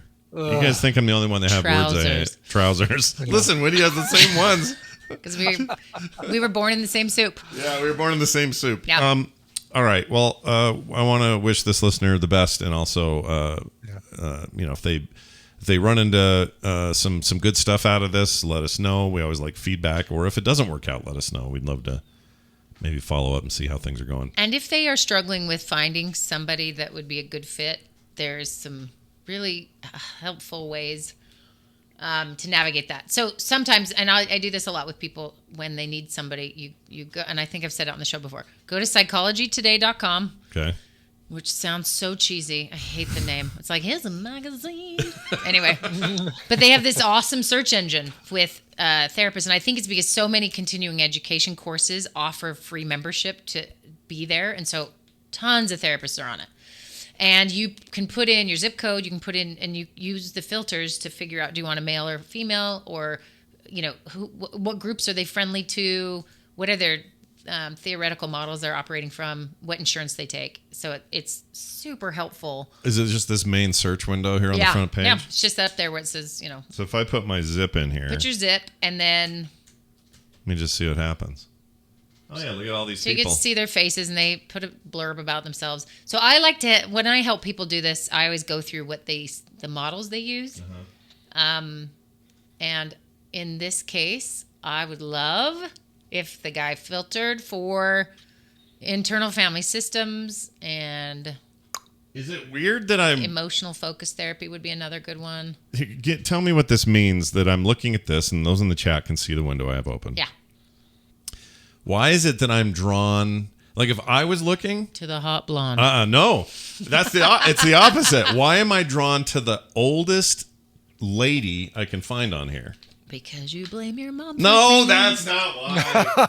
That can't be why. I guess what I'm saying is I don't want... This is the same for me as if I was getting a massage somewhere. Yeah. I don't want somebody young and hot. I don't want a dude. I want an experienced, strong-knuckled old lady. I don't know why. I feel like I trust that expertise more for some reason. Well, there's a wisdom. I picked a good career to age in, because you're like, and you're now more wise because you're old. Right. Yeah. I mean, everyone has their own reaction. This is funny. I helped someone in California find somebody, and I helped someone I think it was Minnesota. And I did searches in both, and I swear everyone in San Diego should have a modeling contract. And I was like, I don't trust any of them. Yeah. And then in Minnesota, I was like, everyone here relates. Yeah, they relate. I think that's what it is. Hot. I think that's what it is. I see somebody who's just got it. It's too good of a picture. Yeah. And I go, they worry more about their appearance than they do doing quality work. There you go. So, than they do their career. They're great. Marie Bamford has this great joke. She's from Duluth, Minnesota. Yeah. And she says, I am a 10 in Duluth. She's like, I'm a Minnesota 10, but I am a LA 2. Dude, Bamford is one of the funniest ladies in the history She of really funny. is. She's so good. Anyway, so that's a great resource. You can read through and kind of get a vibe. And if you want to send me a message, I'm happy to help you navigate that a little bit on just the models they use. And sometimes there's code words that I'm like, me, or, ooh, that's a good one. Yeah. And again, you have mom issues and dad issues here. So it's somebody who's really good in family psychodynamic stuff is what you're looking for. And they can just help you grieve it and put it in its proper place and help you, with strategies to move forward. This guy here, there's a guy named R. Mark Hinckley, PhD. 40 years of experience. That's all neat and everything. But it's a photo of this nice little old man holding his dog. See, it's like almost like a Tinder profile. Yeah, a little bit. You got to figure out who do you trust? Yeah, I'm going to swipe right on this guy. Yeah. Anyway, all right. Well, good stuff, Wendy. Are you going? What are your plans? You going to the pool with the kids? I'm going to stay in this basement and look at your artwork. All my stuff. It's such a mess in here. I meant to clean it more and have a bunch of stuff moved around, but then I went, it's windy. Well, it's fine. As long as this is within reach. Oh, yeah. Look at this, you guys. Hold on. I'll hold that up. Is that what you got? Okay. So, whoops, Wendy. Sorry, there it is. Which one is that? 2013? 2013 Peacock or Podcast People's Choice Award. Peacock. Yeah. You got a peacock. I can't believe it. A Peacock Award. And here's your Emmy over here. We've got a potty. Yeah, we got an Emmy. There's also a Wookiee over there. This? The vagina candle that came from a fan. Who sent us the vagina candle? I forgot. It was Cleo. Oh, Cleo. Carrie. You know her. She had the daughter who passed away. You remember her? She gave me that. And you know what? It smells like a lovely bunch of flowers. Right, which is how vagina smells. It smells like a funeral. Yeah, exactly. It's amazing. Anyway, I have a lot of crap people send me. You really do. Yeah, it's fun times. We should do a hoarding episode next time. We might want to. I mean, it's a lot of cool nerd stuff. So the truth about my hoarding is, if I ever, like Brian, if we ever needed to really get rid of it all, you just sell it and make bank on this. Totally, yeah. Because it's all stuff I need people to. want. You know, you did that eBay thing, or you've been doing that eBay thing. I need to get on that for sure. I feel like I have a few things that need to go. But when I knew you were coming this week, I'm like, oh, I'm gonna clear this out. The gym end will be all finished. I'm gonna have the treadmill in front of the TV and all set up. Nah, I didn't do any of that. Get all the clothes, the hangers off of it. I haven't had time. The best part about the pandemic is this. What? Is everyone used to be able to do that, and no one can do it anymore. No. There's still the thought, like, I should, and then you're like, I'm not.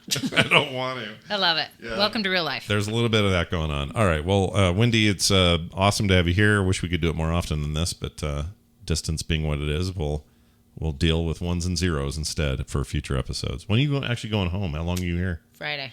Oh, my gosh. And then 20 hours on the road again. Yeah. Wyoming, baby. Are you going to stay... So, wait, you stayed in Wyoming and you stayed in one of the Dakotas? Did I have that right? No, we stayed in Wyoming. We just stayed one night. And then this one, we're going to try to go the whole way. You're going to go 20 hours nonstop? Yeah, because Abe can drive. So we've got 3 drivers, and yeah. we'll just rotate. And it's such a pain to get out and get back in a car the next day. Well, hold on. Abe's what, 17? Yeah. No, he's 15. 15. But he has a permit, and he needs some hours. And he's also pretty Let's hope we don't die. reliable. Yeah. He's got his head on straight. Yeah, give him those Wyoming hours. Totally. Man. That's cruise control and right. Don't even need to turn the steering wheel for a lot of that. Yeah, no kidding. Does he? I was gonna say, but I forgot now. Totally forgot. Does he work at Jimmy John's? Yes. Oh, he works at Jimmy John's. That's right. Ooh, that sounds good. I might have to do that Scott's today. question. Yeah, that was actually what I was gonna ask.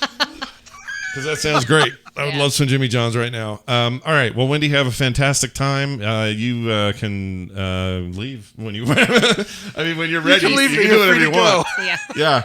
But we'll. Can you turn the camera off so I can just watch you guys? Yeah. You want to? You've stayed your hour. I'm turning you off. There we go. See, there's just us now. Okay. How long do you guys usually talk past when I go away? Oh, you can stay here. Hang around. Hear how we finish this thing. 5-10 minutes. Yeah. It's we not pretend to even play that a song after you. Oh, yeah, okay. we pretend the song gets played. Later it gets edited in, which I'll do all after the show. But okay. Yeah, I'll be quiet unless I can't help myself. You don't have to be quiet. Pipe up. Well, she'll kind of have to because I have this button here that I can mute her anytime I need. So I can see, like right now, say something. See, isn't that weird? It's weird, right? Yeah. All right. So, but feel free to pipe in if anything comes up. All right. We're going to go ahead and blow out of here. Although before we do, Jamie sent me something I need to play. So I always talk about, on Film Sack, I have a segment that's what grossed me out the most in a movie that we just saw. Or the idea of pooping in a plane sounds like a nightmare. Or I don't want to use somebody's Oculus Quest after it's been on their disgusting face. Or those but you're sorts okay of things. putting somebody else's vape pen in your mouth. Right. If you're going to put somebody's vape pen in your mouth, put a little CBD in your face, then yeah. But apparently on this very show, I will do something very gross. This is something I can't even believe I did. So it's short, but Jamie wanted me to play this. This is Scott using his finger to eat to eat mustard. And I guess I did this. So here it is. The Original Sin Mustard by The Lusty Monk. All right, let's open it up. You already did. Whoa, that is mustard, right? That is some mustard right there. Nutritionally speaking, it looks like it's got a little bit of fat because I can tell there's definitely got kind of a mayo thing going on. All right, let's try it out. Now I'm just dipping fingers here because I don't have any tangs. I have organic bunny-shaped pretzels. Oh, that's fantastic. Oh, okay, we gotta make a sandwich with this. Yeah, no yeah. kidding. When I'm never doing that again. Why'd you use your fingers in there? That's terrible. I know. For someone who we went off on a whole thing about eat chicken wings and there's sauce on my fingers. Grosses me I'm out. all over it. But you're like, ah! People who lick their fingers after they got chicken stuff on it. You know what? Let's ask an expert. Wendy, oops, wrong button. Do you ever, when you get chicken wings and your hands get covered in sauce, do you lick your fingers? No. Wow. Is it gross? Why is she an expert on that, though? I am an expert.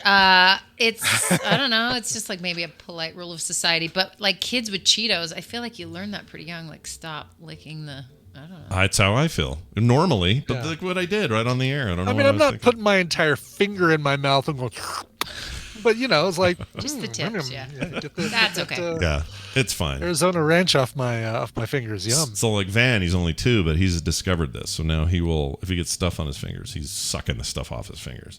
I'm like, boy, we're going to have a talk. A little grandparent-grandson discussion. It's disgusting. You need to be grossed. I'm going to teach you to be grossed out by something that you were fine with 10 minutes ago. You'll need therapy for one day because I'm going to make it I'm going to demonize licking your fingers. Fantastic. Exactly. Yes. All right. Well, there's that. Hopefully everyone enjoyed my weird mustard story. In the meantime, a reminder, we're going to be doing it again tomorrow. However, it'll be a little different. We swapped days with the Wednesday folks, so you'll get Nicole and Tom tomorrow afternoon, or tomorrow morning, rather, with their normal segments. But you're also going to get Gidget in the morning with trivia, so that'll be fun. And we'll get Bobby next week, so don't worry, he's not going anywhere. That'll be your Thursday TMS, so come back for that tomorrow. And if you're around live, we do this every morning, 9 a.m. Mountain Time, right here at frogpants.tv. Patreon.com/TMS is where you can support the show. Big thanks to everybody who does. If it wasn't for you, we couldn't keep the lights on. These lights that are on in here, they're off. They go off if you don't belly up to the bar and take advantage of our poorly designed always Patreon. Worry on the 30th or 31st. Will these lights be on tomorrow? I look at these lights and say that. Will these lights be on tomorrow? And fortunately, they've always been on. But it doesn't mean to stop supporting us. No, it doesn't at all. So patreon.com/TMS is the place to go. Send your emails to themorningstream@gmail.com. And for everything else you're looking for, we're at frogpants.com/TMS. As far as other programming today, I'll be on DTNS today. So that's all normal for a Wednesday. Wednesdays are crazy. There's a stream later in the afternoon. Of course, Core tomorrow. We'll talk about Coverville tomorrow. We got all kinds of stuff coming up this weekend. So watch for that. And don't forget to do your homework for Film Sack. We are watching Wishmaster. A movie neither Brian and I have ever seen. So never seen it. Yeah. Never seen it. Belly up to the bar, everybody. That'll do it for us. Brian, do you have a song to take us out with tonight? I today? do. Keep saying yes. tonight. I don't know why. This is great. This is a request from Sarum, who says, "Hey there, Scratch and Billiards. Sarum here, requesting a cover of the Jurassic Park theme by Bader Nana, or anything dinosaur related, in general, for my amazing husband Trike, without whom I would be lost in life. Back in January was our 4-year anniversary. However, with his being in the military, it's meant having to be apart while he's on orders overseas. Lucky for me, he's come back for his brother's wedding, which means a solid couple weeks to spend with him before he has to fly back. He's a massive dinosaur geek. Yeah, I guess he likes massive dinosaurs. And it's reignited my own nerdy passions as a result. That's the request. Thanks for all you do, and love the show, though." Sarah, and she also adds, "To my husband, I love you forever. You're my world, and my life is brighter with you in it." This is cool. This is the Jurassic Park theme. Now, Bader Nana I'd never heard of before. He is, I remember looking this up earlier, Turkish. Oh, hold on. I want to look this up because I want to get this right. Yeah, you like to get things right. I understand. Kuwait. He's Kuwaiti. He's a Kuwaiti. musician, songwriter, and producer from Kuwait. Nice. And this Jurassic Park cover reminds me of the was it Jan? No, not Jan Hammer. Who was the Top Gun?